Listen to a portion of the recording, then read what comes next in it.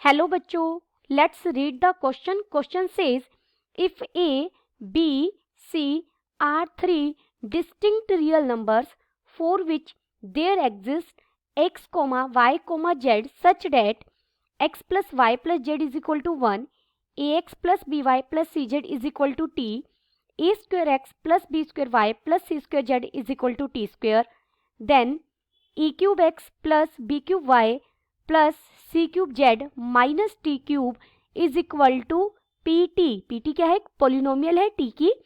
Number of solutions of P T is equal to 0 is option A is 0, option B is 1, option C is 2, option D is 3. First we see the key concept. यहाँ हमें एक system of equation दिया गया है.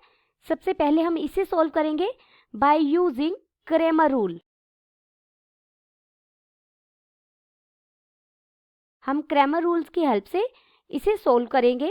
ए B सी हमें distinct number दिए गए हैं. इसके लिए हम कोफिशिएंट मैट्रिक्स बनाएंगे. Let A be the coefficient matrix of given system of equation. तो हमारे पास मैट्रिक्स ए क्या हो जाएगी?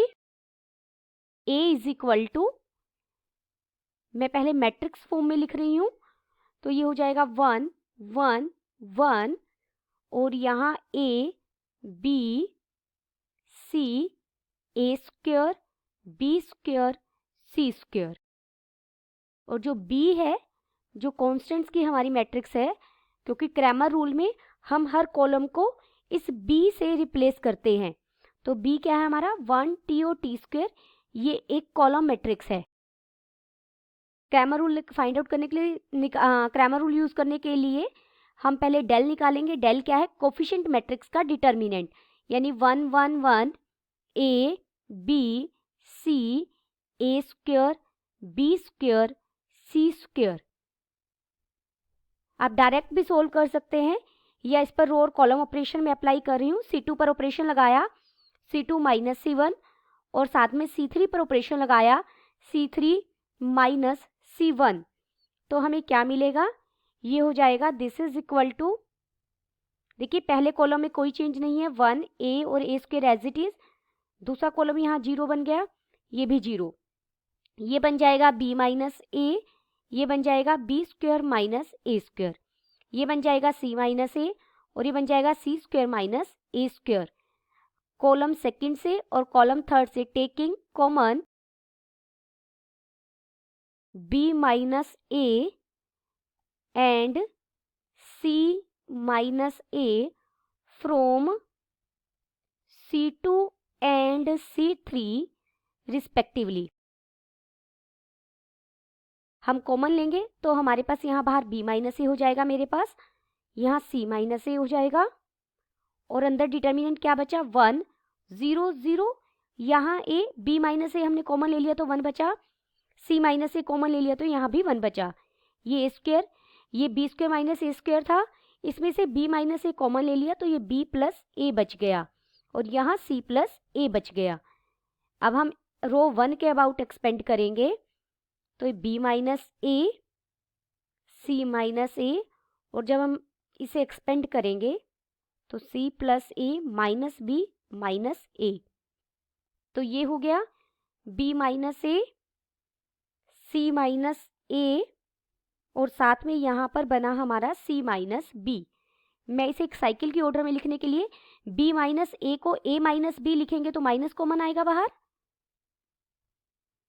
और b c माइनस बी को मैंने लिखा b माइनस सी, फिर माइनस बाहर कॉमन आया जिसने इसे प्लस ही कर दिया और c माइनस ए को मैंने एज इट इज रखा. ये हमें डेल मिल गया. अब हम Cramer rule del X find out करेंगे. नाउ डेल एक्स के लिए हम क्या करेंगे? फर्स्ट कॉलम की जगह हम बी मैट्रिक्स, जो कॉलम मैट्रिक्स है वो रख देंगे. तो ये 1 टी टी स्क्वायर बन जाएगी, 1 बी बी स्क्वायर बन जाएगी, 1 सी सी स्क्वायर बन जाएगी. इसे भी हम सिमिलर तरीके से सोल्व करेंगे और आप इसे टिक से भी कर सकते हैं. देखिए हमने क्या किया, जो डेल हमारा था ये, यहाँ पर 1 a और a स्क्वायर की जगह क्या रिप्लेस हो गया है, 1 t और t स्क्वायर। यानी जो डेल का आपका आंसर आया है, इसमें a की जगह अगर हम t रिप्लेस कर दें तो हमें डेल x की वैल्यू मिल जाएगी। a की जगह t रखना है, b और c की पोजीशन वही रहेगी, सिर्फ मुझे a की जगह क्या रखा है मैंने, t, तो ये बन जाएगा। सिमिलरली आप डेल y भी निकाल सकते हैं, इससे आप कैलकुलेशन पार्ट इजी हो जाएगा आपके लिए, आपको नहीं करना पड़ेगा। डेल y में हम सेकंड कॉलम की जगह रिप्लेस करेंगे 1 t और t स्क्वायर, 1 c और c स्क्वायर हो जाएगा। सिमिलर वे से आप इसे कर सकते हैं। अब देखिए हमने सेकंड कॉलम की जगह रखा है 1 t और t स्क्वायर, यानी b की जगह जो डेल में है b को रिप्लेस कर देंगे t से, तो ये बन जाएगा a minus T, t minus c और c minus a as it is. Del z के लिए थर्ड कॉलम को हम रिप्लेस करेंगे, यानी पहला column 1 a square as it is, 1 b square as it is, 1 t और t स्क्वायर हो गया ये। तो अब हम क्या करेंगे, दिस इज इक्वल टू, अब यहाँ पर हम रिप्लेस कर देंगे c की जगह t, तो ये बन जाएगा a minus b minus t और ये बन जाएगा t minus a। Therefore, by using Cramer rule,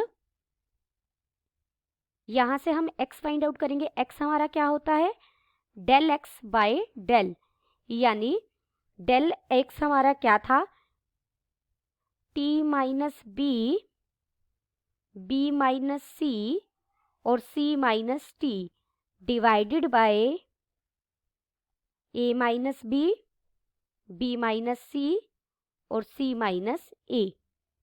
ऐसे ही अगर हम y फाइंड आउट करेंगे, y हो जाएगा डेल y बाय डेल, यानी डेल y बनेगा a minus t minus c minus a whole divided by a minus b minus c minus a। z हो जाएगा del z by del, this is equal to, ये बन जाएगा a minus b minus t minus a divided by a minus b minus c minus a। अब यहाँ से हमें x y z की वैल्यू मिल गई। नाउ अब हमें जो पीटी पोलिनोमियल दी गई है हम वो लिखेंगे। पीटी पोलिनोमियल क्या है, पीटी पोलिनोमियल है a cube x plus b cube y plus c cube z minus t cube. अब यहाँ x y z की वैल्यू जो हमने सोल्व की है वो रख दीजिए a क्यूब, और x की जगह मैं अगर वैल्यू सब्स्टिट्यूट करूंगी तो x हमारा क्या था, t minus b minus c minus t divided by a minus b minus c and c minus a plus b cube, y की वैल्यू रखेंगे, y क्या है हमारा a minus t minus c और c minus a divided by a minus b minus c minus a plus c cube, z की value रखेंगे, z हमारा क्या है a minus b minus t minus a divided by a minus b minus c और c minus a plus minus t cube. अब pt हमारी ये polynomial आ गई है। आप इसे एलसीएम लेकर चाहे सोल्व कर सकते हैं या करने की ज़रूरत नहीं है, सिर्फ हमें इसके सॉल्यूशंस की बात करनी है। जैसे ही आप t को a पुट करेंगे, इसमें यहाँ अगर t को मैं a पुट कर देती हूँ तो देखिए यहाँ पर t को आपने a पुट किया, यहाँ भी t को आपने a पुट किया, ये कट जाएगा इससे, ठीक है। और t को जब यहाँ भी और यहाँ पर t को जब a पुट करेंगे तो ये t को a पुट किया तो a माइनस a, ये पूरे को 0 बना देगा, ये सेकंड टर्म आपकी पूरी 0 हो जाएगी। यहाँ पर भी जैसे ही आप यहाँ पर a माइनस ए रखेंगे तो ये पूरे को, यानी बी क्यूब वाली सेकंड टर्म और सी क्यूब वाली थर्ड टर्म तो 0 हो गई, बाकी सारा यहाँ पर कट जाएगा, ए क्यूब बचेगा पॉजिटिव, और यहाँ से t को जब a रखा तो a क्यूब बना नेगेटिव। तो यानी जब आप pt में a रखेंगे तो वो इसे सेटिस्फाई कर जाएगा। सिमिलरली b और c भी इसे सेटिस्फाई करेंगे। Clearly a, b, c are the solution of pt. Therefore कितने नंबर ऑफ सॉल्यूशन मिले?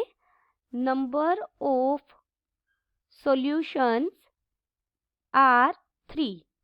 Therefore option D is correct. Option D is correct and all other options are incorrect. Hope you understood it well. Best of luck.